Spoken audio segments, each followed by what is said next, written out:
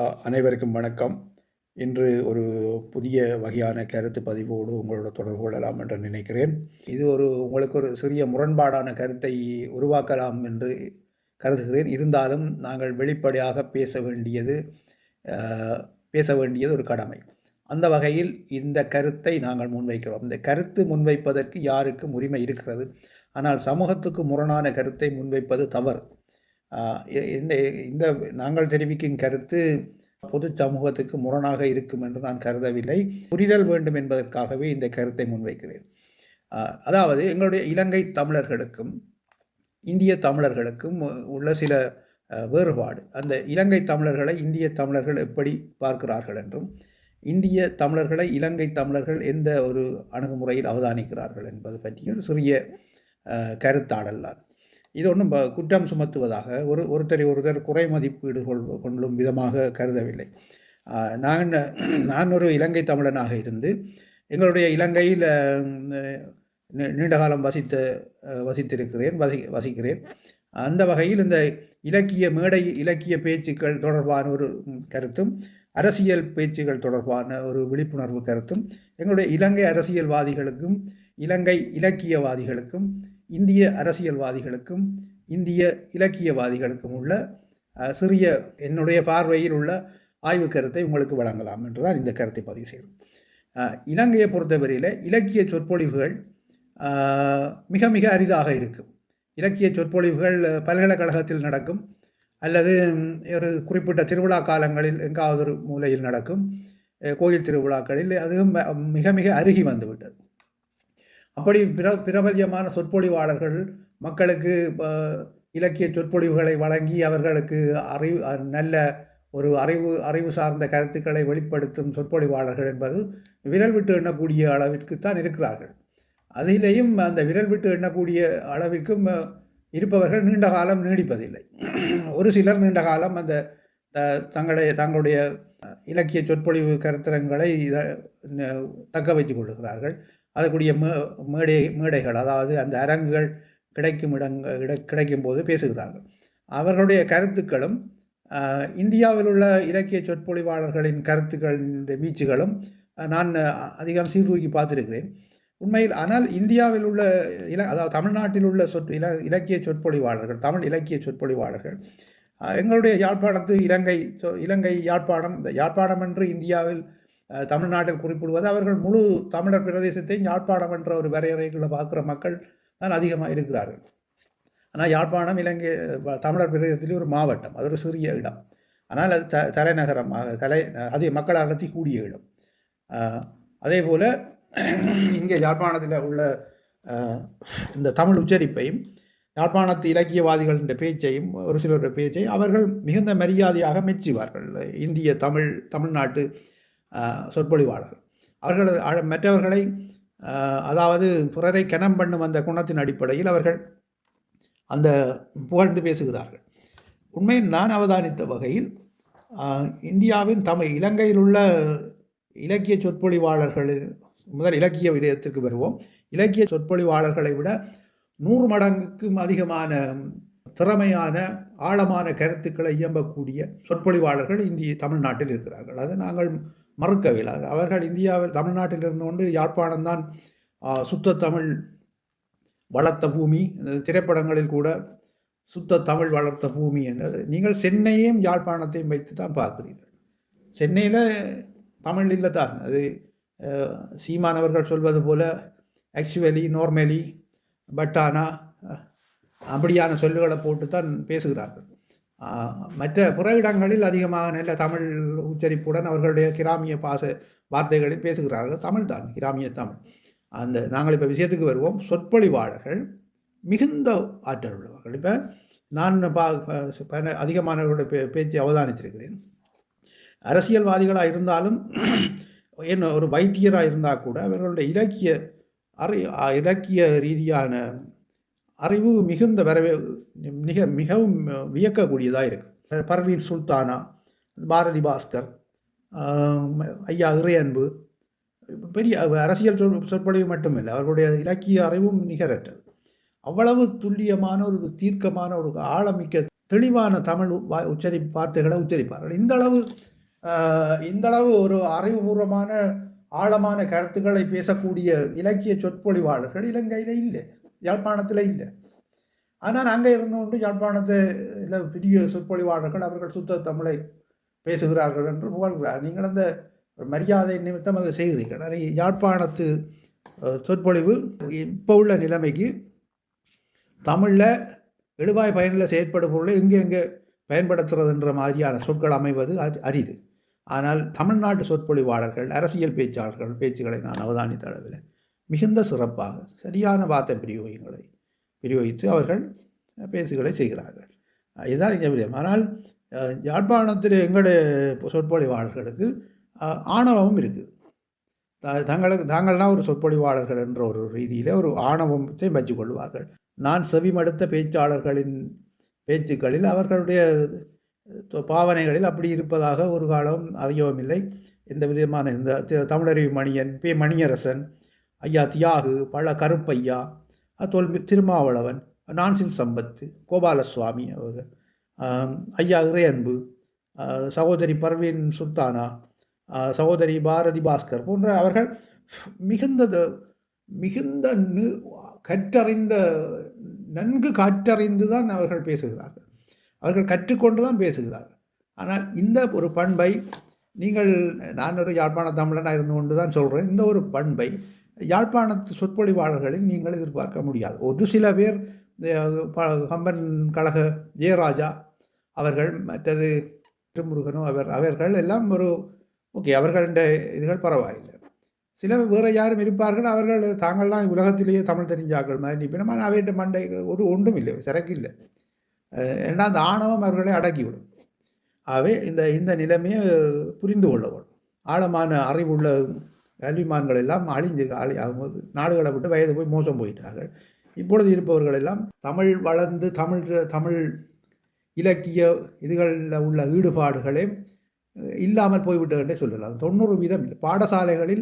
பாடசாலை புத்தகங்கள், பாடசாலைகளில் கூட அதுக்குரிய பாடசாலை கல்வி முறையில் கூட அதுக்குரிய ஒழுங்கமைப்புகள் அங்கே இல்லை.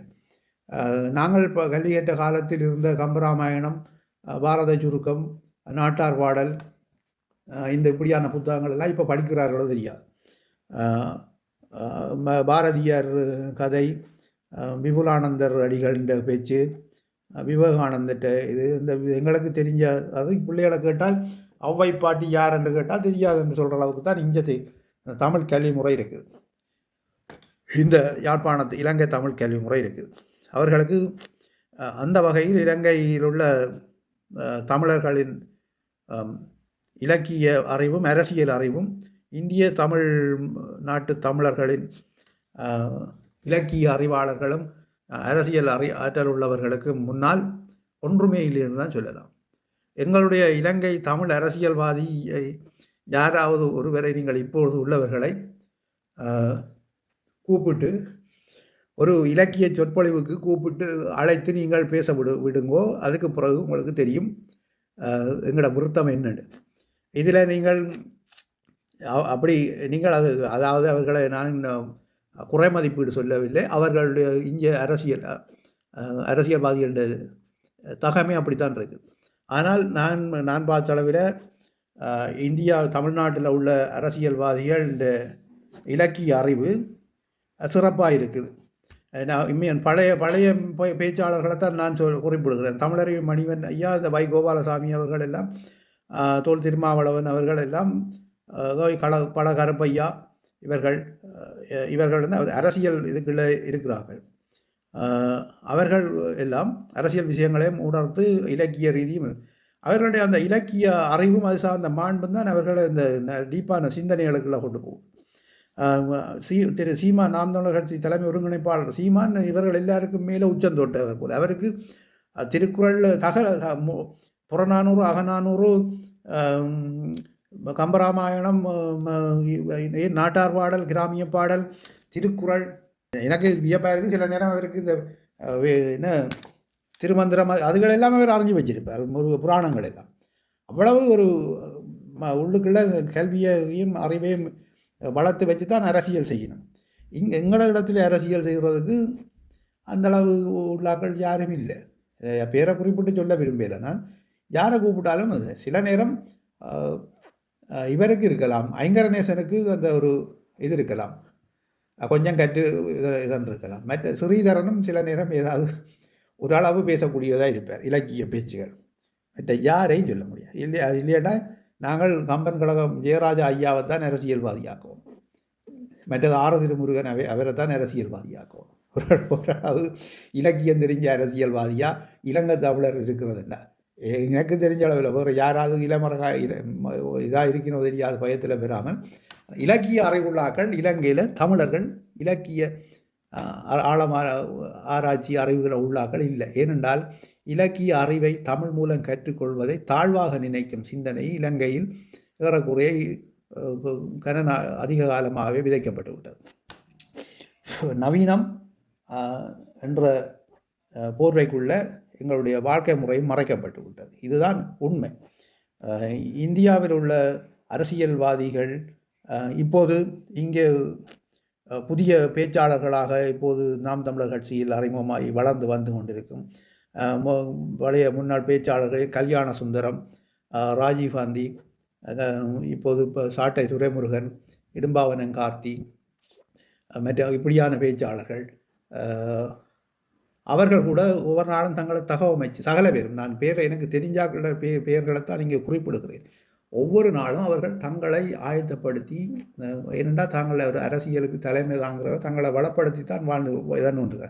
எங்களோட நாட்டு அரசியலில் இந்த இலக்கிய உலகுக்கும் தொடர்பில்லை.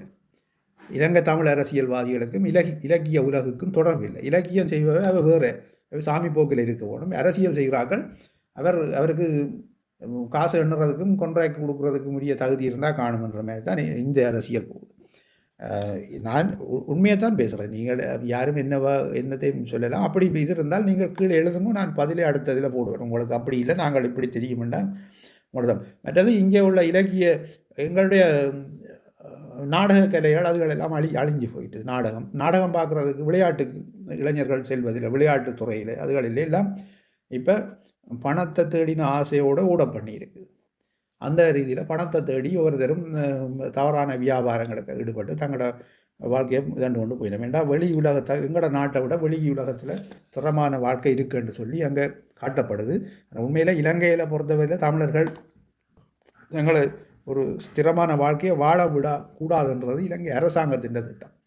அது அந்த அரசியல் யாப்பில் இருக்கிற ஒரு இடம். அரசாங்கங்கள் மாறி வந்தாலும் நல்லது செய்ய வேணும் என்று நினைக்கிற அரசாங்கம் வந்தாலும் அந்த யாப்பை மீறிடாமல் கிடக்கு. ரெண்டாவது பௌத்தத்துக்குள்ளே போயிருக்குது அந்த யாப்பு. பௌத்தத்தின்குள்ள பௌத்த தர்மம் வேறு, அந்த பௌத்தத்தை கடைப்பிடிக்கிற பிக்குவலந்த தர்மம் வேறு. அதனால் இப்போ நல்ல ஸ்ட்ராங்கான இதுகளெல்லாம் இதண்டு பொதுவான ஒரு ஆட்சி செய்யக்கூடிய தலைவர் என்றால் தான் இலங்கையில் தமிழர் வாழலாம். இல்லை என்றால் வாழ முடியாது என்பதுதான் உண்மையான விடயம். அப்போ நாங்கள் இப்போ சொல்ல வந்தது ஒப்பீட்டளவில் ஒரு தடவை நான் அவதானித்தேன். மறைந்த நடிகர் விவேக் மட்டக்களப்பில் வந்து உரையாற்றுகிறார். சுத்த தமிழை நான் இங்கே தான் பார்க்கிறேன் என்று.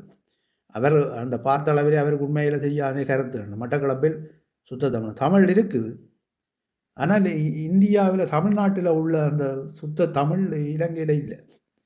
நீங்கள் ஏமாறுறீங்க. எங்களோட உச்சரிப்பு உங்களுக்கு கவர்ச்சியாக இருக்கலாம், இப்பொழுது இல்லை. எங்களுடைய சின்ன வயதில் கூட சில சொற்களை ஆங்கிலம் கலந்து நாங்கள் பேசினால் எங்களுடைய அப்போ பார்த்தா பேசுவினோம். அது என்னன்னு சொல்லி அப்படி சொல்லக்கூடாது சொல்லுகளை சொல்லி தருவினோம். இப்போ அதை அப்படி மாற்றுறதுக்கும் ஆள் இல்லை, எல்லாம் மாறிட்டு. இங்கேயும் காவாசி சிங்களம் கலந்து தான் சிங்களம் கலப்பதில் ஆங்கிலம் கலந்து தான் பேசுகிறாங்க. தமிழ்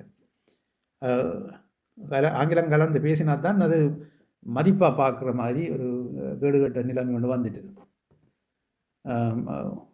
வைத்தியத்துறையில் போய் ஆயுர்வேத வைத்தியம் சித்த வைத்தியம் பார்த்து நாங்கள் என்று சொல்லி டாக்டர்கிட்ட சொன்னால் டாக்டர் கோவிக்கிறார். ஆங்கில வைத்தியர் கோவிக்கிறார்.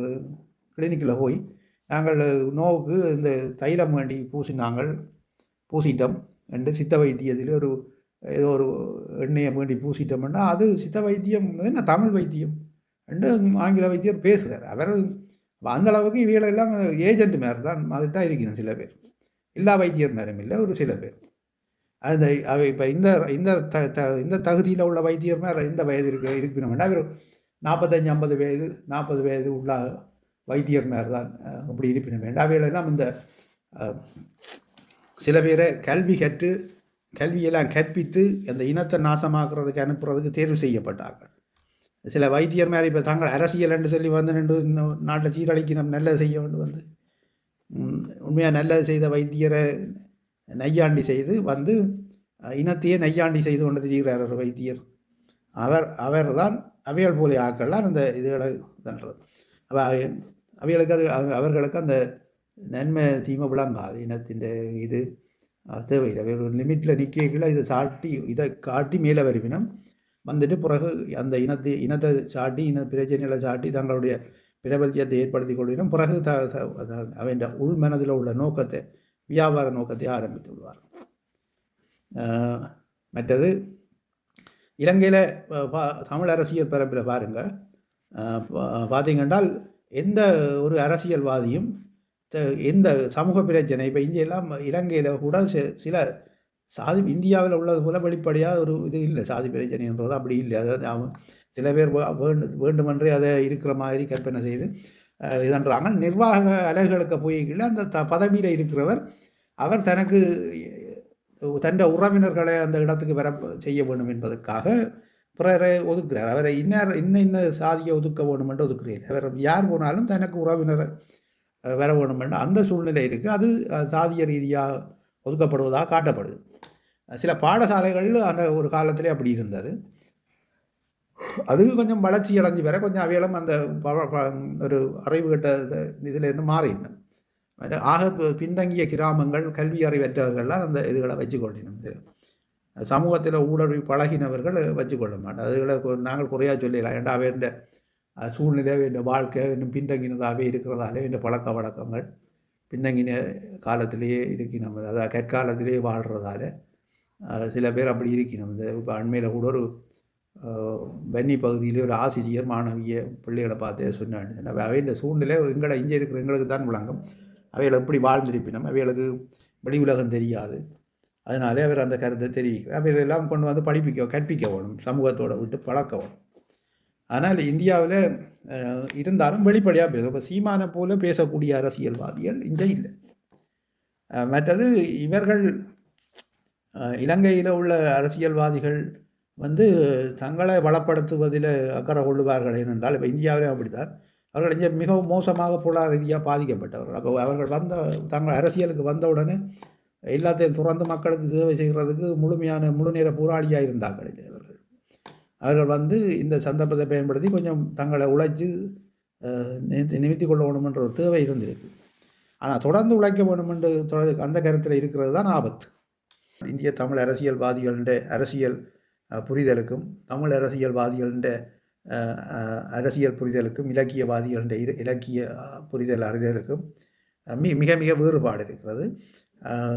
ஒப்பீட்டளவில் இலங்கை தமிழர்கள் மிகவும் அறிவானவர்கள், அவர்கள் தமிழை உயிராக நேசிப்பவர்கள் என்று எங்கள் உள்ள மரியாதையில் சொல்கிறது ஏற்றுக்கொள்கிறோம். அந்த நிலைமை இங்கே இல்லை. அந்த தமிழை உயிராக ஏற்றுக்கொண்டவர்கள் எல்லோரும் 2009 ஏறக்குறைய 90% 2009 முதல் போயிட்டோம். கொஞ்சம் மிச்ச பேர் இருக்கிறாங்க. அவங்க எவ்வளவோ பாடுபடுறாங்க, கத்துறாங்க. உதாரணமாக அந்த இன்பராசா என்றபடியன் மிக மிக மனவேதனோட யாரும் காதில் விழுத்துவதில்லை. அவங்கள முன்னிலைப்படுத்துறதுக்கு யாரும் முன் வருவதில்லை. ஏனென்றால் அவங்க முன்னுக்கு வந்துட்டால் ஜனத்துக்கு நல்லது செய்வாங்க என்ற ஒரு பயம் வருது. சில நேரம் இந்த இவ்வளோ காலம் இந்த அரசியலில் இருந்து காசு அடிக்கவே எல்லாரே அவங்க கேள்வி கேட்பாங்க. அவங்க தண்டனைகள் என்னென்ன விதமாக ஒழுங்கு பண்ணுவாங்கன்னு இவங்களுக்கு பயம் இருக்குது. அவங்களோட அணுகுமுறைகள் வேறு மாதிரி இருக்கும். அவங்க சண்டைக்கு போக மாட்டாங்க, ஏதோ மூளையை பாவிச்சு லுக்குகளுக்க மாட்டுவாங்கன்றதுக்காண்டி தான் அவங்கள தலையெடுக்க விடாமல் இப்போ உள்ள அரசியல்வாதிகள் ஏதோ ஒரு தந்திரம் செய்து கொண்டு இருக்கிறாங்க. மக்கள் புரிந்து அதை செய்யணும். நான் சொன்ன கருத்து இதுதான். இங்கே நாங்கள் தமிழ் பேசுவோம், கொஞ்சம் ஸ்லோவாக பேசுவோம். ஆனால் எங்களை இலங்கை தமிழை விட இந்தியாவில் இலங்கை தமிழருக்கு உள்ள இலங்கை தமிழ் அரசியல்வாதிகளுக்கும் இலக்கியவாதிகளுக்கும் உள்ள இலக்கிய அறிவு, அரசியல் அறிவை விட தமிழ்நாட்டில், தாய் தமிழ்நாட்டில் உள்ள இலக்கியவாதிகளும் அரசியல்வாதிகளும் கடல் என்று தான் சொல்லலாம். நான் அதிகமான ஆக்கள் பேச்சை பார்த்து தான் சொல்கிறேன். இருக்கிறதே ஒரு கொஞ்சம் பேர் இலங்கையில், எங்களில் அந்த இலக்கியவாதிகள், அரசியல்வாதிகள், அவர்களுக்கு ஒரு தங்களை விட பெரிய ஆக்கள் மற்றவனுக்கு ஒன்றும் தெரியான்ற இயல்பு தான் இருக்குது. ஆனால் எங்கேயோ இவ்வளவு பெரிய கடல் கணக்கான ஆற்றில் வச்சு கொண்டு கூட தமிழ்நாட்டு தமிழர்கள்ட தன்னடக்கம் என்பது உண்மையில் மதிக்கக்கூடியது. நான் கம்பன் கழக ஜெயராச ஐயாவையும் மற்றது அவர் ஆர திருமுருகன் அவர்களையும் தவிர்த்து கொள்கிறேன். அவைகள் 2 பேரும் அந்த அவைகள் பெற்றுக்கொள்கிற அறிவுக்கு ஏற்ற மாதிரி அவைகளுக்கு உள்ள ஒரு தன்னடக்கமான பண்பு இருக்குது. மற்ற யாரையும் நான் பார்த்த அளவில் சொல்ல முடியாது. நான் பார்த்ததை வச்சு தான் நான் சொல்கிறேன். இது என்ற கருத்து. இதில் உங்களுக்கு இல்லை அப்படி இல்லைன்னு உங்களோட மரபு கருத்து இருந்தால் உங்களுடைய கருத்தை தெரிவிக்கலாம். கருத்துக்கள் வரவேற்கப்படும். இதோடு போல தொடர்ந்து விவாதிப்பதற்கு எங்களுடைய சேனலை சப்ஸ்கிரைப் பண்ணுங்கள். நன்றி, வணக்கம்.